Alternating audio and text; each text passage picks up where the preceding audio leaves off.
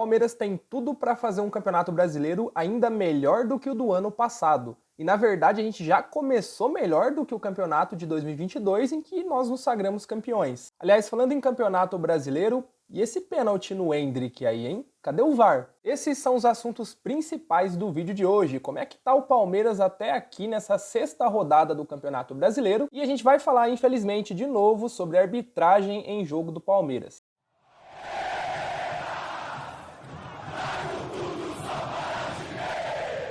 Se você ainda não me conhece, eu sou Nando Oliveira, criador desse canal Palestrinando. E se você é palmeirense assim como eu, se gosta de conteúdos do Palmeiras, quer apoiar as mídias palestrinas, já deixa o seu like aqui no vídeo. É sério, seu like é muito importante. Além de me dar um feedback se você está gostando do meu conteúdo, você diz pro YouTube que esse vídeo, que esse canal é relevante e ajuda o YouTube a recomendar ainda mais os vídeos e o canal por consequência. Então não esquece, já deixa o seu like aqui embaixo, comenta depois do final desse vídeo qual que é a tua opinião sobre o assunto que eu vou falar aqui. E é lógico, se não é inscrito no canal Palestrinando, já se inscreve aí, a gente está crescendo, esse canal está crescendo num ritmo legal. E me ajuda aí a chegar aos primeiros 1000 inscritos. Vamos lá, vamos chegar aí aos primeiros 1000 palmeirenses se inscrevendo nesse canal. Bom, o primeiro assunto desse vídeo aqui é o nosso campeonato brasileiro até agora, nosso início de Brasileirão. E eu queria fazer aqui uma análise, peguei até umas imagens aqui que eu vou colocar na tela para ajudar a gente a comparar um pouco o nosso início de Brasileirão, desse Brasileirão de 2023, com o da temporada passada, de 22, onde nós saímos campeões com uma campanha sensacional. Pode parecer loucura, mas tinha gente, inclusive palmeirense,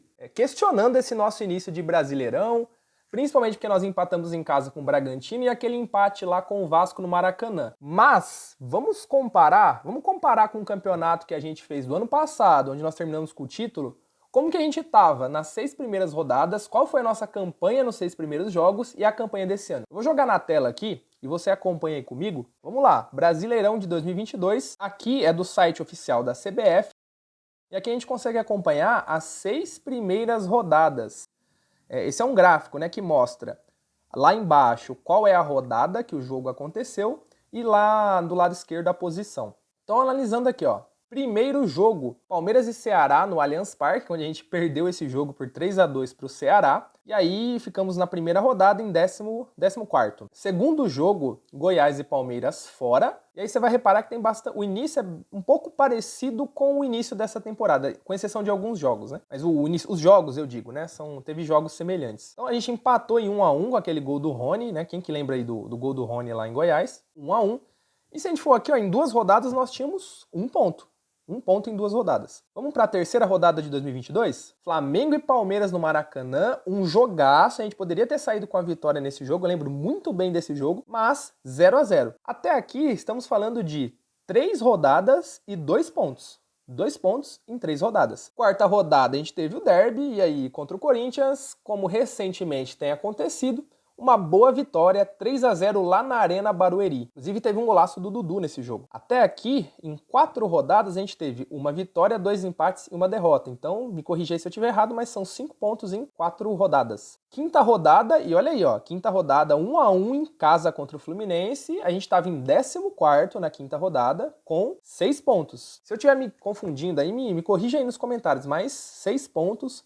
14º na quinta rodada. E aí na sexta rodada, que coincidentemente, assim como esse ano foi um jogo contra o Red Bull Bragantino, em 2022 a gente venceu e chegamos a 9 pontos e ficamos em 9º. E nessa aqui a gente empatou em 1-1, que até o momento de eu estar gravando esse vídeo foi o último jogo do Palmeiras no Brasileirão. Não sei quando você está assistindo, mas estamos aqui na sexta rodada no momento desse vídeo. Então, encerramos aí a sexta rodada do Brasileirão de 2022 com 9 pontos e na 9ª colocação. E vamos comparar agora então como que a gente tá nesse momento no Brasileirão 2023, o nosso início em 6 rodadas. Vou botar na tela aqui a classificação do Brasileirão 2023 e aí vou falando os jogos para vocês.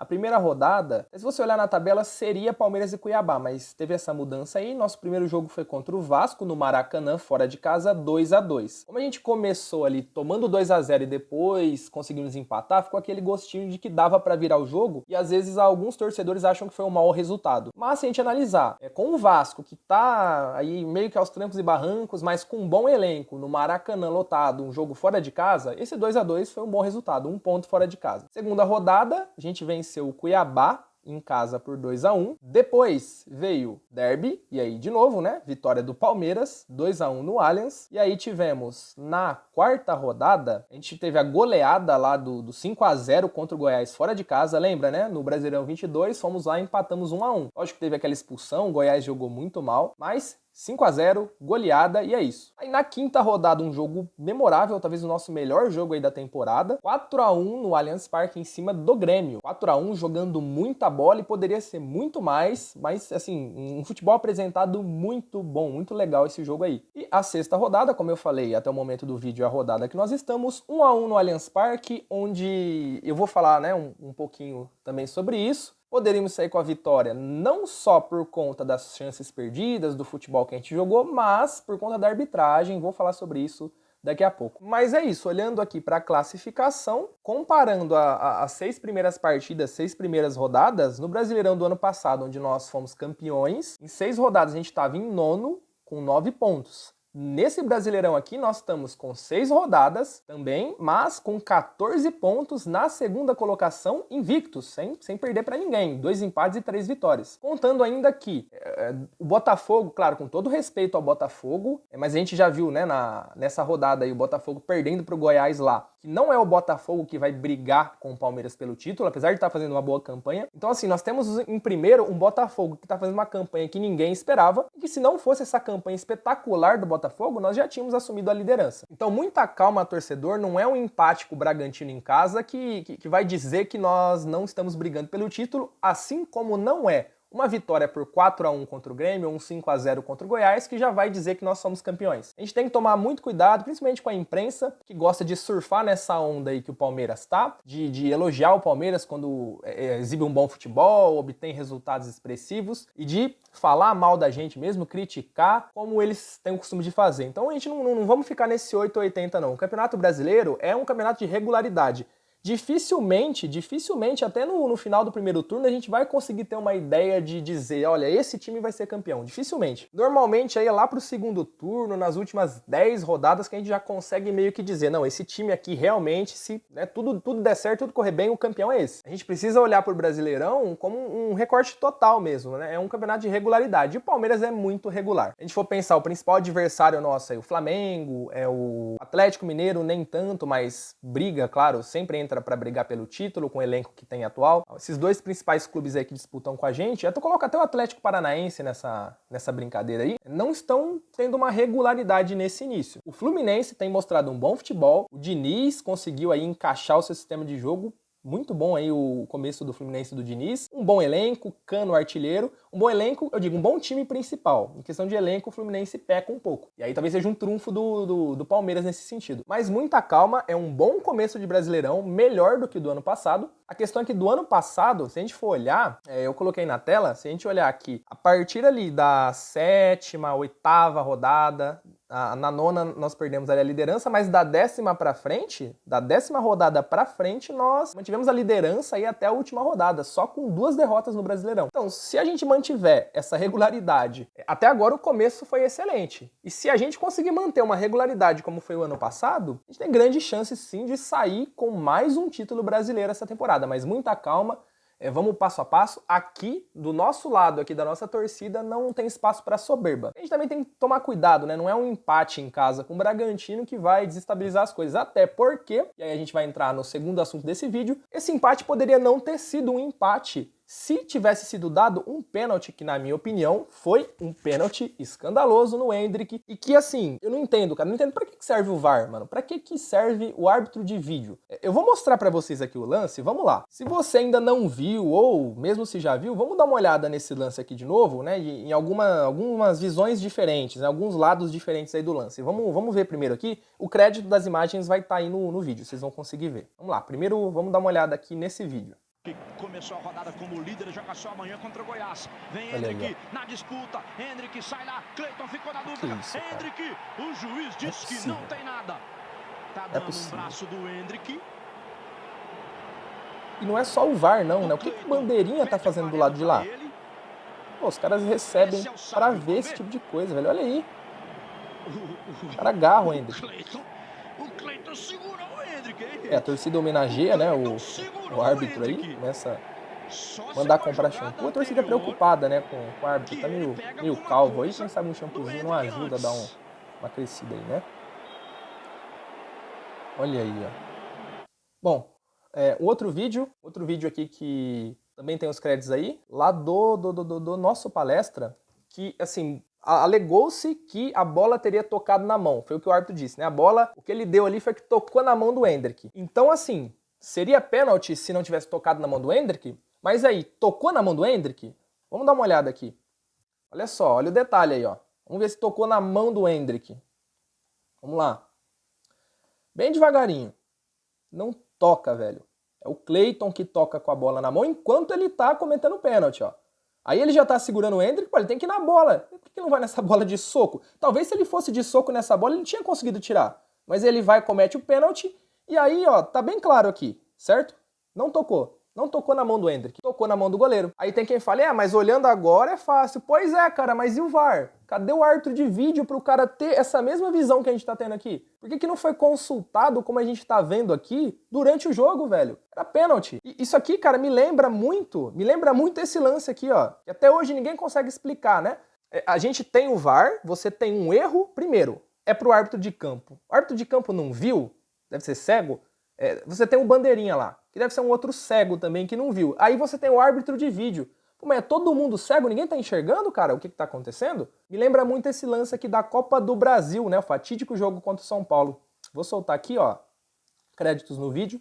Vamos lá, ó. Aqui tem a explicação, o salve aqui sobre o lance, né? Aquele lance do Caleri. Que primeiro de tudo, né? Vamos lá.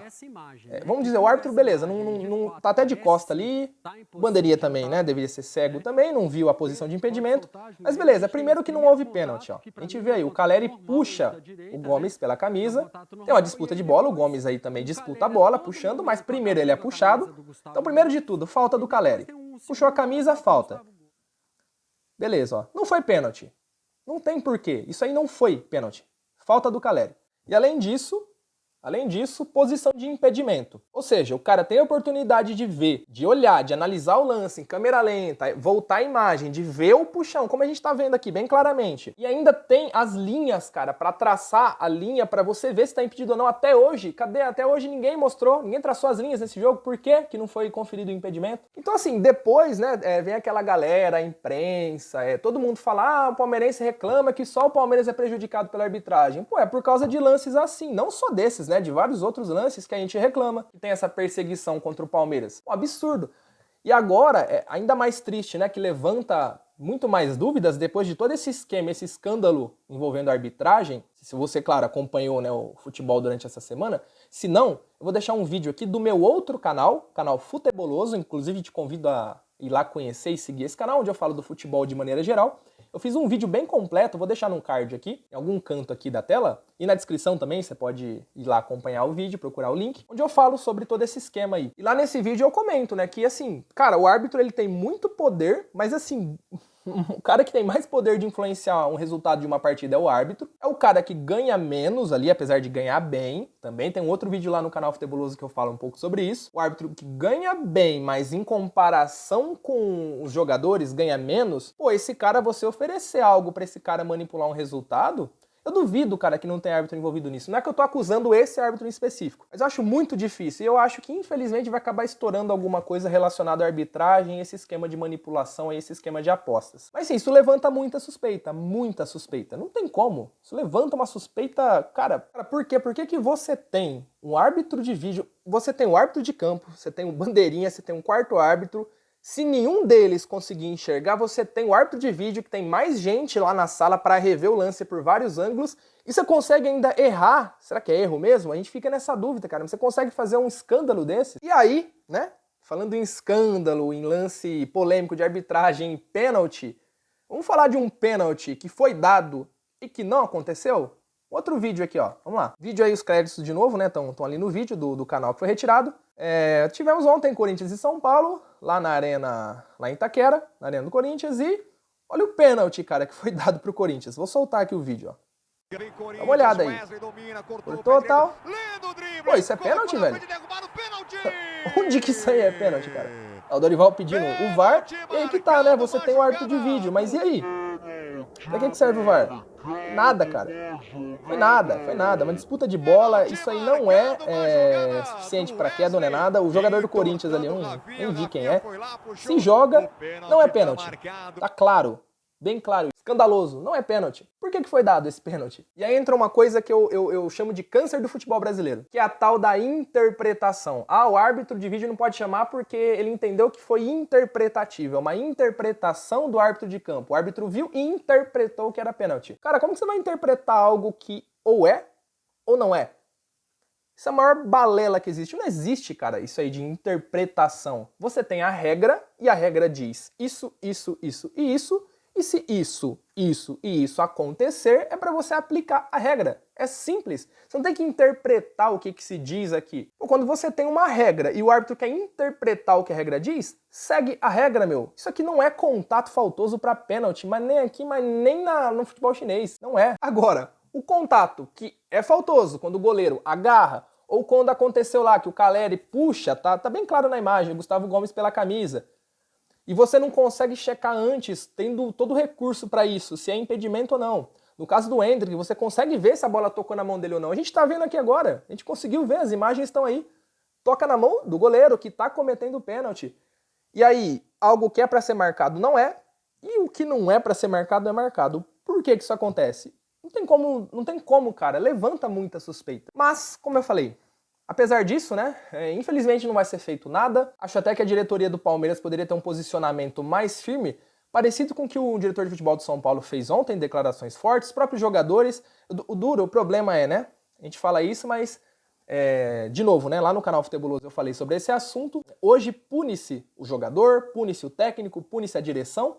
Você não pode reclamar da arbitragem que você toma amarelo, só que o jogador pode fazer o que quer dentro de campo, pode fazer a falta que for, o árbitro não vai dar amarelo. Aliás, né, muito jogador simulando amarelo por causa de esquema de apostas, e a gente não sabe se tem árbitro também que tá dando amarelo ou deixando de dar amarelo, ainda mais agora que ele pode dar amarelo pela mínima reclamação, a gente não sabe também se tem árbitro envolvido nisso. Enfim, cara, a gente tá vivendo um momento aí complicadíssimo do futebol brasileiro e infelizmente o Palmeiras está sendo afetado por isso. Mas, como eu falei antes, não é o fim do mundo em questão de pontuação. É o fim em questão de arbitragem. Mas isso aí, felizmente, acho que a gente não tem que se acostumar não, mas a gente já sabe que esse é o histórico, né, da arbitragem brasileira. Mas como eu disse, nosso começo é melhor se a gente conseguir manter a regularidade e o nosso lema, né, que o Abel trouxe aí pra gente, mas que já estava sempre presente na nossa história. Contra tudo e contra todos, incluindo a arbitragem. Se a gente conseguir repetir um bom campeonato como a gente fez no ano passado, o nosso começo já é melhor. Claro que esse ano a gente tem mais clubes aí grandes na disputa, mas o nosso início já se mostra bem melhor do que os principais concorrentes. Mas essa é toda a minha opinião sobre o nosso início de campeonato, comparando com a temporada passada, e também sobre esse escândalo aí, pra mim um escândalo, envolvendo o pênalti no Endrick. Qual que é a tua opinião, torcedor palmeirense? Deixa a tua opinião aqui nos comentários, me dá um feedback aí do conteúdo, do vídeo. Quando você comenta, claro, além de a gente conseguir interagir, criar uma comunidade legal aqui de palmeirenses, você também tá dizendo pro YouTube que o vídeo é relevante. Então, curte, comenta, compartilha esse vídeo para alguém, para outro palmeirense, e não se esqueça de se inscrever no canal Palestrinando. Eu vou ficando por aqui e te espero no próximo vídeo.